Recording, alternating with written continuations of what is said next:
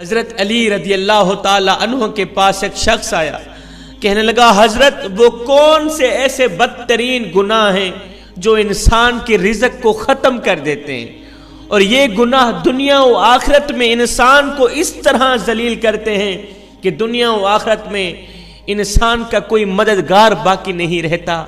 یہ سن کر حضرت سیدنا علی المرتضیٰ شیر خدا نے فرمایا، میاں اللہ کے رسول نے فرمایا 5 گناہ ایسے ہیں جن کے کرنے پر انسان دنیا و آخرت میں تباہ و برباد ہو جاتا ہے۔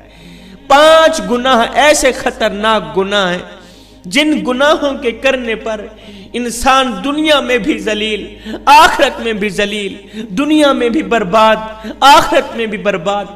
5 گناہ کرنے والا شخص دنیا میں بے سکون رہ جاتا ہے، بے آرام رہ جاتا ہے، سکون کا جنازہ نکل جاتا ہے، دکھ عروج پر آ جاتے ہیں۔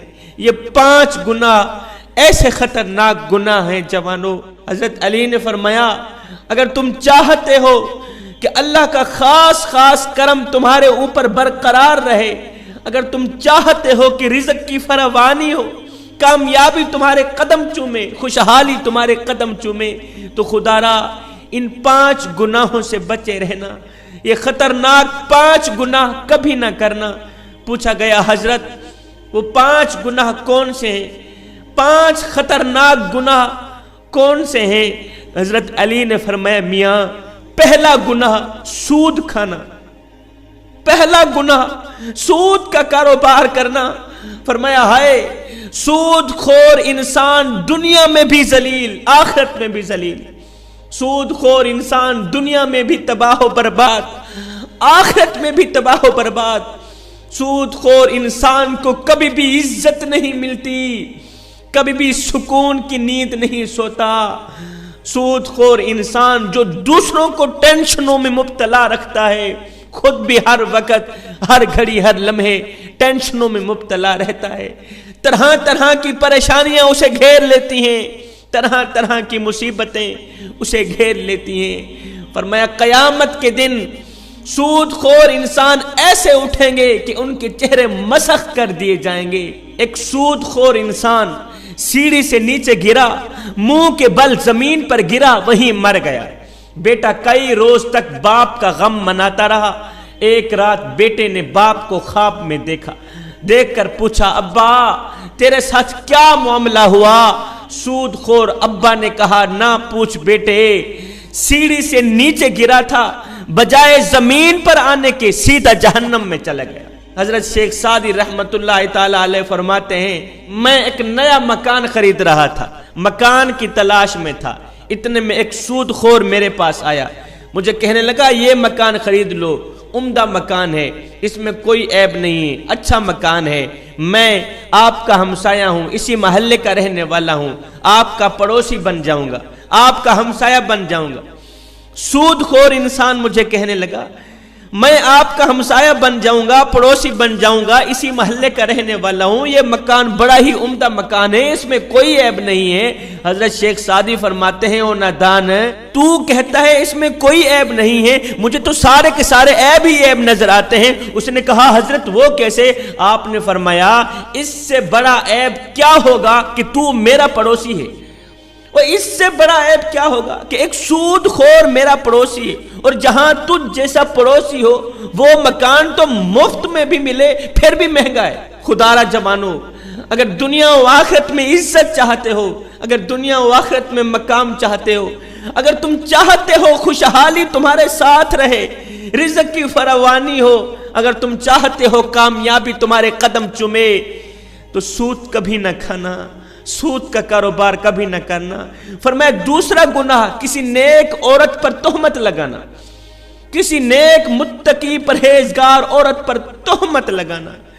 کسی عورت پر تہمت نہ لگایا کر، کسی کی بیٹی پر تہمت نہ لگایا کر، اس سے پہلے کہ تیری بیٹی کے اوپر تہمت لگائی جائے۔ میرا اللہ فرماتا ہے جو شخص کسی عورت پر تہمت لگاتا ہے، جو کسی نیک عورت پر تہمت لگاتا ہے، حالانکہ وہ اچھی ہیں، نیک ہیں، متقی پرہیزگار ہیں، نمازیں پڑھتی ہیں، روزے رکھتی ہیں، وہ اچھی ہیں جو شخص کسی اچھی عورت پر تہمت لگاتا ہے، جو شخص کسی نیک عورت پر تہمت لگاتا ہے وہ دنیا و آخرت میں ذلیل و خوار ہو جاتا ہے۔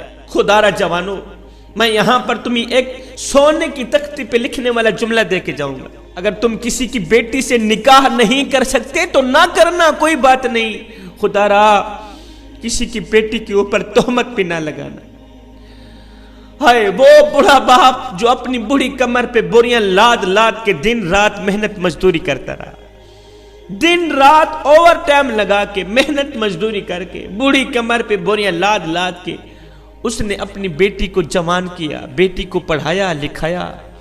آج جب اس کی بیٹی جوان ہوئی تو محلے کے لوگوں نے، محلے کے نوجوانوں نے اس کی غریب بیٹی کو قبول ہی نہ کیا، تہمت لگا کے اسے ٹھکرا دیا، شادی کرنا گوارا نہ کیا، نکاح نہ کیا، اس لیے کہ ان کے پاس جہیز نہیں تھا۔ ایک تو تم نے نکاح نہیں کیا، دوسرا اوپر سے تہمت تو نہ لگاؤ۔ فرمایا اگر تم چاہتے ہو کہ دنیا و آخرت میں تمہیں عزت ملے، مقام ملے، خوشحالی ملے تو کسی نیک عورت پر تہمت نہ لگانا۔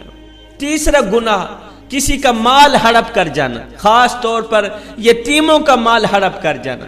میں یتیموں کے سروں پر شفقت بھرا ہاتھ رکھتا ہوں، میں یتیموں کے سروں پر محبت بھرا ہاتھ رکھتا ہوں، اس لیے کہ جب میں مر جاؤں کوئی میری اولاد کے سر پر بھی شفقت بھرا ہاتھ رکھے۔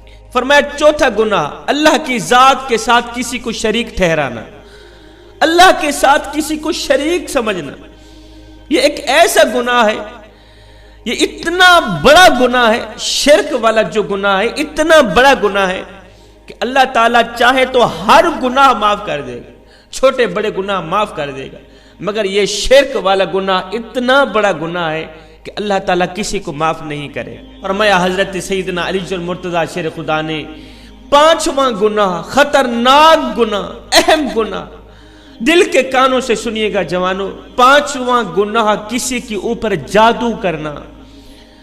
ہائے جادوگر شخص کے گھر کا کھانا حرام، اس کے گھر کا پانی حرام، اس کے گھر کا دودھ حرام، اس کے گھر کا نمک حرام، اس کے گھر کی ہر چیز حرام۔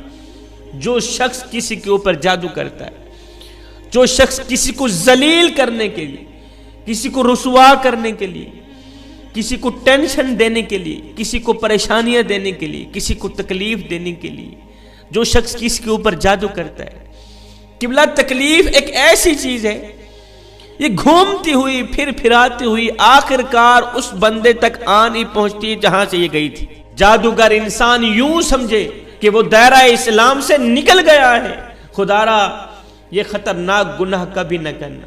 فرمایا یہ 5 گناہ ایسے ہیں جس کے کرنے پر اللہ تعالیٰ سخت ناراض ہوتا ہے۔ جوانو اگر تم چاہتے ہو کہ اللہ کا کرم تمہارے اوپر برقرار رہے، اللہ کا خاص خاص کرم تمہارے اوپر ہر وقت برقرار رہے تو یہ 4 گناہ کبھی نہ کرنا، ان 4 گناہوں سے پرہیز کرنا، بچے رہنا، انشاءاللہ تمہیں دنیا میں عزت بھی ملے گی، مقام بھی ملے گا، تمہیں دنیا میں مرتبہ بھی ملے گا، تم دنیا میں بھی کامیاب ہو جاؤ گے، رزق کی فراوانی ہوگی، خوشحالی ہوگی، کامیابی تمہارے قدم چومے گی۔